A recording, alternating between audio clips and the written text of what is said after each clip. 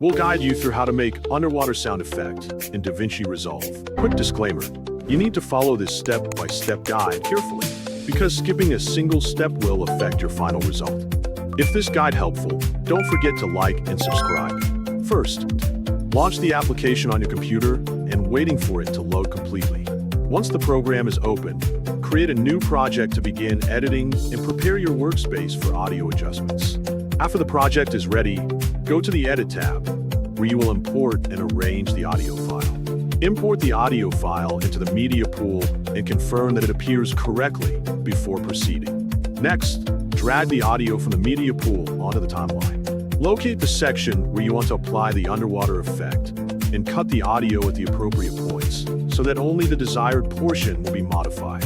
After selecting the target section, trim the left and right sides of a selected segment to isolate it more precisely. Once the section has been trimmed, drag the trim section to a lower audio track on the timeline. This helps separate the edited audio from the original track and makes the workflow easier to manage.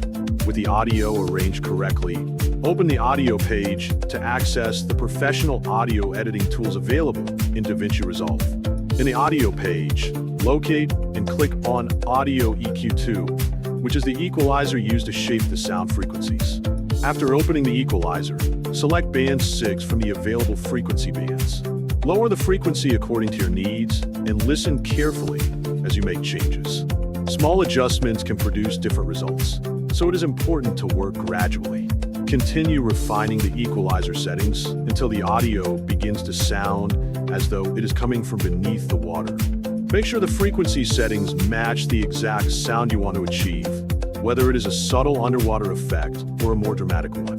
Once the equalizer settings are complete, return to the edit page and listen to the audio preview. Pay close attention to the modified section and ensure the effect blends naturally with the rest of the audio.